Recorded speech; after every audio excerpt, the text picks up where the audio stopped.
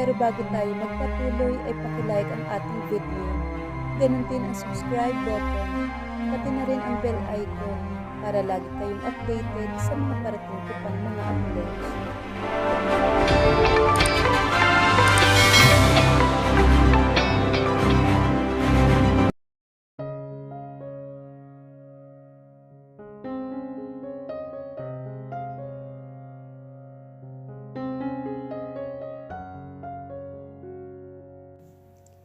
Ouch! Sigaw ni Jackson na madapuan ang kamay nito sa tumalsik na mantika mula sa kawali. Kasalukuyan sila nagluluto sa kusina. Pagkatapos kasi nilang maligo sa dagat kanina, ay nagbanlaw at nagbihis muna siya ng bulaklaking bestida. Lahat ng mga damit sa closet ng kwartong tinutuluyan niya ay pawang mga pang beach outfit. At ang mga nahuli nilang isda kanina ang iniluluto nila. Jackson, tumigil ka nga sa pagmumura. Hindi ko mapigilan. Reklamo na sabi nito habang hinahawakan ang natalsikan nitong kamay. Ibabaliktad mo lang naman ang isda. Bakit kasi nakikipaglaban ng mga mantika? Reklamo naman ito. Patayin mo muna kasi ang kalan kung takot kang matalsikan bago mo ibaliktad. Ganoon ba yon? Sabi nito at pinatay naman. Akala ko ba magaling ka? Hindi mo naman yata ginagamit ang utak mo. Inis na naman na sabi ni Eunice. Wife, you are right. Magaling ako sa ibang bagay pero ang magluto, hindi ko pa ito nagagawa sa buong buhay ko. Inirapan naman niya ito. So, ang lakas ng loob mong dalhin ako sa islang ito na hindi mo naman pala kayang i-provide sa akin ang mga kailangan ko, lalo ng pagkain. Nagdala ako ng madaming dilata. Hindi pa ba sapat yun? Sa tingin mo, mapapatibay ng resistensya mo sa pagkain ng mga dilata? I know, maghahanap naman ako mamaya ng mga gulay at prutas sa isla. Whatever. O ano pang hinihintay mo? Baliktarin mo na yung isda. Inis na wika niya rito. Okay, wife. Nakangiting wika nito at muling hinawakan ang sandok at ginawa nito ang iniutos niya. Pero bago pa nito tuloy ang ibaliktad iyon nang muling tumalsik ang mantika sa kamay nito. Napasigaw ito at nagtatatalon. Wala sa sariling napahalakhak siya. Halos hawakan na niya ang kanyang tiyan sa kakatawa. Natigil lang siya sa pagtawa na mapansin niyang nakatulala si Jackson habang titig na titig sa kanya. O ano? Tinatawanan mo ako? Katawa-tawa ka naman talaga. Hindi iyon ang ibig kong sabihin. I-ano nga dyan? Sabi niya at nilapitan ito. Inagaw niya ang sandok. Baka kung saan na naman humantong ang usapan nila. Iyon ang unang beses na nakita kitang tumatawa na para bang napatawad mo na ako. Bakit, Jackson? Wala ba akong karapatang tumawa sa kabila ng ginawa mo? Umiling-iling naman ito. Wife, alam mo kapag tumatawa ka ng ganyan, parang may kakaibang feeling na tumatama sa akin. Tinatamaan ka na siguro ng konsensya mo. Sarkastikong sabi niya. Gustong-gusto kitang nakikitang ganyan. Sabi nito at binaliwala ang sinabi niya. Natigil siya sa pagbalikta ng isda nang maramdaman ang yakap na iyon ni Jackson sa kanyang likuran. Marahan siyang napapikit at muling dumilat. Nang maramdaman niya muli ang yakap nito, ay tila ba nawala lahat ang mabigat sa kanyang pinapasan. Jackson, what are you doing? Namimiss ko ang yakapin kita. Bulong na wika nito. Humugot siya ng malalim na hininga. Nananalantay sa kanyang buong katawan ang init ng katawan nito. Please, don't do this to me. Bulong na wika niya rito. Baka hindi na niya mapigilan ang sarili at baka maisiwalalat pa niya kay Jackson na handa na siyang patawarin ito at maging maayos na ang pagitan sa kanila. Alam mo ba, hindi ko na alam ang gagawin ko kung hindi pa rin kita nahanap. Masaya ako at kahit sa ganito, nakakasama kita, Eunice. Hindi siya nakapagsalita dahil pakiramdam niya. Dinuduyan siya ng yakap nito. Nakakaramdam ang katawan niya nang hindi niya maipaliwanag. Sweetheart, I'm asking you, If you have time later, ipapasyal kita sa isla. Bigla siya napapiksi sa sinabing iyon ni Jackson. Nawala siya sa kanyang sarili. May gagawin ako mamaya. Pwede ba Jackson bumitaw ka na? Nabubulol na wika niya. Ano na lang ang sasabihin nito sa paglipad ng utak niya kanina? Kusa naman itong bumitaw sa kanya.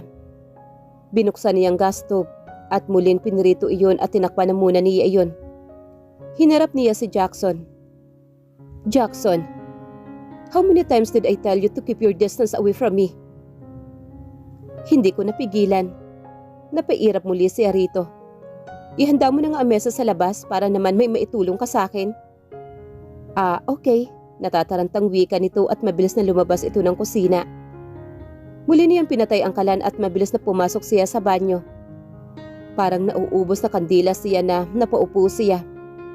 Habang muling naglandas ang mga luha sa kanyang pisngi na kanina pa niya pinipigilan. Hindi na niya alam kung hanggang kailan niya ipapakita kay Jackson na matapang siya at kung hanggang kailan niya ito titikisin.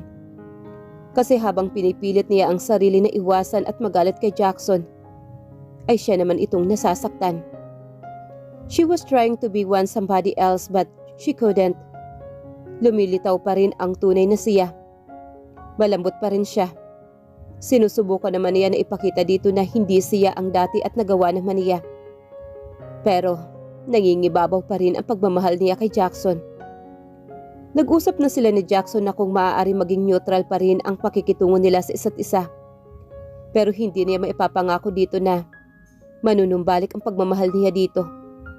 Noong nagdaang gabi na ang buong akala niya na iniwan na siya nito sa isla, ay narealize niya na walang patutunguhan kung makikipagtalo pa siya kay Jackson sa ganoong paraan. Nandoon na siya sa isla at kung makikipagmatigasan pa siya kay Jackson, ay wala rin patutunguhan dahil matigas din ang ulo nito. Hahayaan na niya si Jackson na ang magkusang sumuko sa kakasuyo sa kanya at ma-realize din nito na mali ang ginagawa nito. Pinunasan niya ang kanyang mukha bago siya tumayo at lumabas ng banyo. Muli niyang itinuloy ang pagluluto. Magluluto kasi siya ng ginataang isda at isasahog niya roon ang pinirito nila kaninang isda.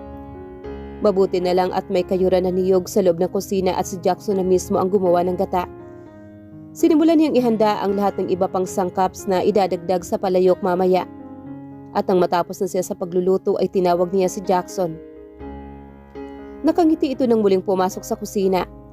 Pero kaagad ding nawala iyon ng parang may mapansin na kakaiba sa kanya. Hindi niya nakita ang mga ngiting iyon noon kapag may trust issue ito sa kanya. Pero noong natutunan niyang mahalin siya, naging sobra na ang kabaitan niya. Umiiyak ka ba? No, nahamugan lang ang mata ko. Alam niyang tinititigan siya ni Jackson. Pero tumanggi siyang tingnan ito. Tumayo siya sa tabi nito. Nanatili siyang tahimik. Bumuntong hininga ito. Miss, alam kong pagod ka. Ako na magdadala niyan. Maupo ka na lang at hintayin mo ako hanggang sa maihain ko na ang mga pagkain sa mesa. Mabuti na lang at nagawa niyang hindi salubungin ang titig nito at mahahalata talaga nito na umiyak siya kanina. Aba dapat lang na ikaw na maglagay ng mga yan doon. Masungit na sabi niya na tinawanan naman ito. Tinanggal na niya ang kanyang apron at muling isinabit sa lalagyan nito bago lumabas ng kusina. Sumalubong kay Eunice ang sariwang hangin sa labas.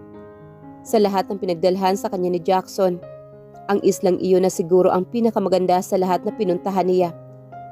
Iyon na siguro ang sinasabi ni Jackson na dadalhin siya sa pinakamagandang pulo noon. Pero sa kalang niya, ito dinala sa ganoong kagandahang isla dahil sa mahal na siya nito. At napatunayan nitong mali ito sa akusa sa kanya. Nagkipit balikat na lang siya nang maalala iyon. Tinungo na niya ang lamesa at umupo roon. Kakain sila ni Jackson sa ilalim ng puno sa labas ng rest house. Ilang saglit pa ay dumating na si Jackson. Tangan ang tray ng pagkain. I'm sorry for keep you waiting, sweetheart. Magiliw na sabi nito. Inilapag nito ang mga pagkain sa lamesa. Napaikot muli ang kanyang mga mata. Ewan ba niya Di na niya alam ang ikinikilos niya sa kapag kaharap niya si Jackson. Hindi na siya nagpaligoy-ligoy at sinimulan na niyang kumain. Wala namang espesyal sa paghahapunan nila ni Jackson. It tastes good. Wika ni Jackson na matikman nito ang luto niya. The way to a man's heart is through his stomach. You also got me, sweetheart. Nakangiting wika nito. Madali na lang sana sa kanya ang matuwa sa sinabi nito pero may tumitigil sa kanya na gawin iyon. Ipinagpatuloy na lang niya ang kumain. Jackson, hanggang kailan tayo dito sa isla?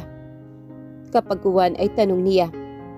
Natigil ito sa pagsubo at marahan siyang tiningnan. Hinawakan nito ang kamay niya. Sweetheart, can you at least treasure the moment that we've been together? Hinila niya ang kamay niya rito. Ano ba talaga ang gusto mong mangyari? Ano ba talaga sa tingin mo ang rason kung bakit dinala kita rito? Seryosong saad nito. Bumuntong hininga siya at tumingin siya sa malayo. Nawala na tuloy siya ng gana. I know what you mean. Sweetheart, bakit hindi mo na lang ako bigyan ulit ng pagkakataon? Muli niya itong tiningnan. Alam mong mahirap yung hinihingi mo. Talaga?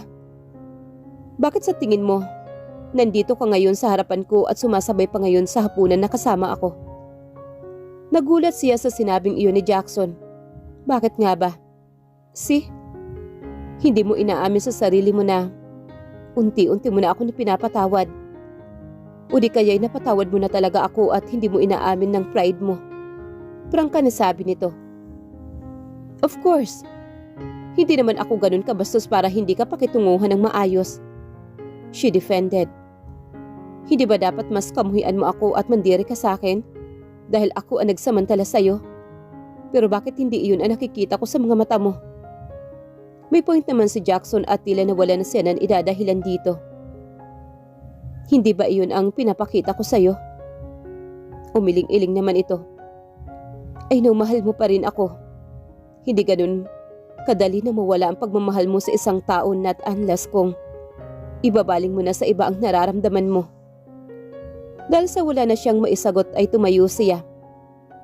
Gagawa ako ng paraan para makaalis ng puso sa islang to. Anyway, I'm full. Ikaw na ang bahalang magligpit dito. Sabi niya at nagsimula ng iwan ito. Sweetheart, I am thankful enough na nakikita at nakakausap kita ngayon. And the change from you, it's so much appreciated. Kahit itago mo ang nararamdaman mo, hindi mo naman maikakali sa akin ang mga ikinikilos mo. Muling habol ni Jackson bago pa man niya iwan ito. Masyado ba talagang halata ang mga ikinikilos niya? Nagmamadali siyang tinungo ang kusina at kumuha roon ng tubig at marahang uminom. Napakatapang naman ni Jackson na tanungin siya ng ganoong bagay. At itama ito. Pride lang niya ang umiiral sa kanya sa mga sandaling iyon. Hindi niya alam kung matatakot ba siya na baka isang araw masabi niya kay Jackson na pinapatawad na niya ito. No, hindi pwedeng mangyari yon. At kapag okay na sila, ano ang mangyayari sa kanila? Do they have a happy ending? Alam niyang nalilito lang siya ni Jackson at hindi siya padadaig sa mga sinasabi nito. Bakit ayaw magbukas? Inis na sabi ni Eunice habang walang humpay niyang binubuksan ang kalan. Hindi naman kaya naubos na ang gasol? Bakit ba palagi na lang nauubos ang gasol sa mga isla? Gaya na lang noong nasa isla sila na kasama niya sina Elena at Sandro. Naalala naman niya iyon noong nagsukatan ng suntok ang dalawa. Iwinaksi niya ang alaalang iyon. Hindi na dapat niya muling maalala yon. At ano, nasa kalagitnaan pa naman sila ng pagluluto. Lumabas siya ng kusina at tinungo ang balkonahe. Tanaw na tanaw niya si Jackson mula sa pangpang. Habang nakaupo ito sa bench sa ilalim ng mga puno ng niyog at nakatanaw din sa lawak ng dagat. 4 na araw na sila ni Jackson sa isla at sa mga 4 na araw na iyon ay naging kaswal lang ang pakikitungo nila sa isa't isa. Pakiramdam niya sumusuko na si Jackson at marahil ma-realize nito na hindi talaga sila pwedeng dalawa. Mabilis ang mga hakbang niya na lalapitan niya si Jackson sa kinaroroonan nito. Jackson, tawag niya dito nang tuluyan na siyang makalapit. Yes? What is it? Tugon nito na hindi naman siya tinapunan malang ng tingin. Ngunit ang mga mata nito ay nasa malawak na karagatan. It was 6 o'clock in the evening but the sky was still clear. I think naubusan tayo ng gasol. Anong sinasabi niya? Again? Gulat na sabi nito at tinapunan naman siya ng tingin. Napatango naman siya. Napaungol naman ito at tumayo. Ilang beses ko bang dapat sabihin sa kanila na ihanda lahat ng maayos bago tayo magtungo dito sa isla? Sabi nito. Hindi niya alam kung naiinis ba ito pero blanko lang ang ekspresyon ng mukha nito. Nakakapanibago na hindi na siya nito kinukulit. Hindi ba dapat maging masaya siya at malamang sumuko na nga talaga si Jackson? Okay, let me check. Sabi nito at nagsimula na maglakad papasok sa rest house. Mga ilang minuto lang lumabas na ito at may dalang itak. Muli itong lumapit sa kanyang kinaroroonan. Kukuha lang ako ng panggatong. Hintayin mo na lang ako dito. Paalam nito at tinalikuran na siya. Hindi tuloy alam ni Eunice kung naiinis siya sa ikinikilos ni Jackson. Jackson, wait! Pigil niya rito. Sinulya pa naman agad siya nito pero walang namutawing salita sa bibig nito. Sasama ako. No, dito ka na lang. Please, I want to help. Maaga pa naman. Rinig niya ang pagbuntong hininga nito bago pumayag. Nauna naglakad si Jackson at nasa likod lang siya nito na nakasunod. Walang imik na binabaybay nila ang daan sa masukal na kakahuyan. Let me hold your hand at baka madulas ka. Sabi nito at inilahad naman nito ang kamay. Tama nga naman ito, mabato at maputik ang tinatahak nila. Wala siyang pagpipilian kundi hayaan na lamang ito. Pwede bang bitawan mo na ako ngayon? Sabi niya nang makadagpas na sila sa maputik na daan. Oh sure. Sabi nito na kaagad naman siyang binitawan. Can I ask you something? Kapaguan ay tanong nito nang tumigil sila. Oo naman kung masasagot ko iyang tanong mo. Sagot naman niya rito. When was your last period? Diretsyong tanong nito. Kamunti ka na siyang mabuwala sa tanong nito. Bakit bigla na lang siya nitong tinanong ng ganoon? Bakit mo naman na itanong? Gusto ko lang malaman. Inirapan naman niya ito. Pribadong usapan niya ng mga babae. Kaya ka ba nagagalit at nagsusungit sa akin and that's because you are pregnant? Bakit hindi mo sabihin sa akin ang tungkol sa mga bagay na yan? May himig na pagtatampo na sabi nito. Napangangasiya sa kaprangkahan nito. Alam kong hindi normal sa inyong mga babae ang pabago-bago ng mood. Nang walang dahilan. Pagpapatuloy nito nang hindi siya makapagsalita. Kailan na nga ba kaya ang huling dalaw niya? Halos mag-iisa't kalahating buwan na rin iyon. No, hindi mangyayari yan. Wika naman niya. Why not? May nangyari sa atin ng gabing yun. Hindi ba't ikaw lang ang may gusto nun? Hindi ko hahayaan na babuntis ang sarili ko kung ikaw lang din ang magiging ama na magiging anak ko. Galit na wika niya at tinalikuran ito. Eunice realized that it was a serious topic. What if you are? Hindi mo pa nga sinasagot ang tanong ko. And you are denying it? Sabi nito sa kanyang likuran. So, that it make any sense? Paano nga kung buntis ako? In short, "May got me pregnant?" she said sarcastically. His eyes wandered. Yes, maybe yes. You are but I am not your... I told you. I didn't control myself that time. Hinarap naman niya ito. Jackson, please. Utang na loob. Huwag mo nang ipapaalala sa akin ang ginawa mo. Sabi niya na tila natauhan naman si Jackson. Bumuntong hininga naman ito. All right, let's go. Sabi nito at muli nilang ipinagpatuloy ang maglakad. You stay here and I'll be the one to do it. Sabi nito at tinungo ang sanga ng puno na parang wala ng buhay. Sinimulang tagain iyon ni Jackson ang mga sanga ng puno na marurupok na habang siya ay abala na din sa paghahanap ng mga nahulog na sanga sa paligid. Mabuti na lang at may napulat din naman siya kahit papaano. Ouch! Mabilis na napalingon si Eunice nang marinig niya ang boses ni Jackson. Nakita na lang niya itong napasalampak sa lupo habang ipinantakip nito ang isa nitong kamay sa kaliwang mata nito. Mabilis niya itong dinalihuan habang tanga niya ang mga kumpol ng kahoy. What happened? Tanong niya nang mailagay niya sa baba ang mga kahoy. Napuwing yata ang mata ko, sabi nito. Let me check. Nag-aalala na tanong niya. Tinanggal naman nito ang kamay nito. Napamura naman ito. Nawika ni Jackson at akmang kakamuti nito ang mata nito nang pigilan niya ito. Don't. Let me blow it. Wika niya. Wala namang imik si Jackson at ginawa na lang niya ang dapat gawin. Hinipa niya ito ng 3 beses. Nang naramdaman na lang niya ang mga labi ni Jackson sa kanyang labi. Dahil sa kanyang gulat na itulok niya ito, nakita niya ang ngiti sa mga labi ni Jackson. Naningkit ang mga mata sa galit. Niloloko siya nito. Dahil sa galit kinuha niya ang mga naipon niyang kahoy at ibinato iyon sa mukha ni Jackson. Napasigaw naman ito. You fooled me! How dare you! Kahit kailan lagi mo na lang ako niloloko. Umaasa ka pa rin ba na magiging maayos pa ang lahat sa atin dalawa? Pwes hindi na. I'm done with you. I had enough. You deserve it. Sumbat niya at mabilis na nagtatakbo papalayo dito. Narinig niya ang malakas na sigaw ni Jackson. Sweetheart, don't go. It's dangerous. Wika naman ni Jackson, kasabay na naramdaman nitong sakit. Nangilid ang luha sa kanyang mga mata.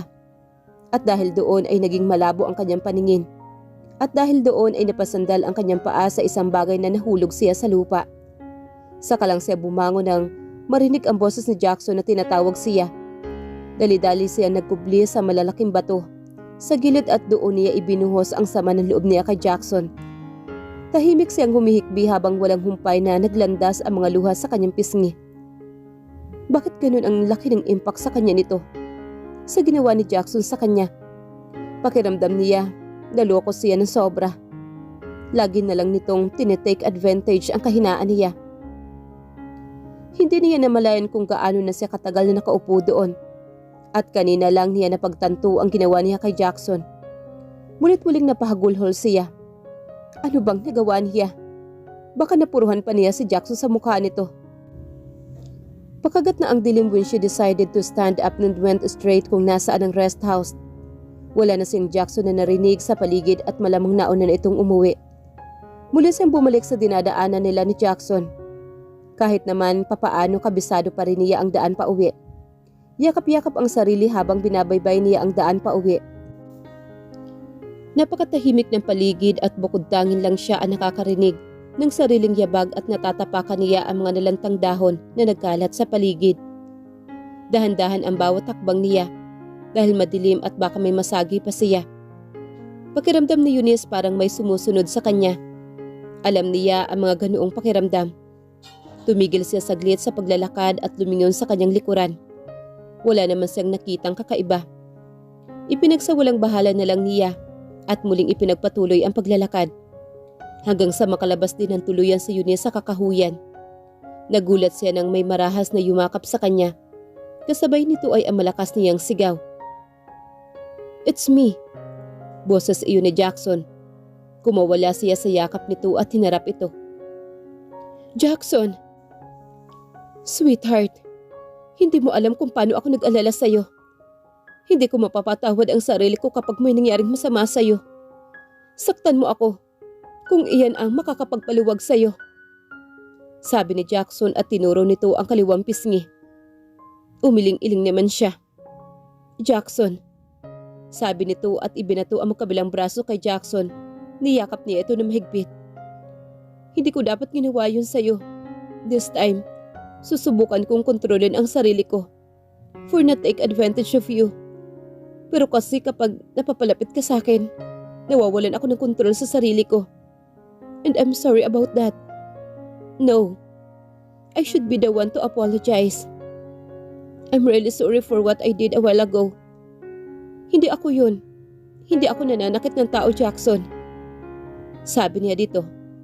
Nag-crack ang boses niya nang bumaha sa kanya ang matinding pakiramdam sa ginawa niya. For the couple of days nakasama niya si Jackson at tuluyang tinanggal ang maskarang suot niya.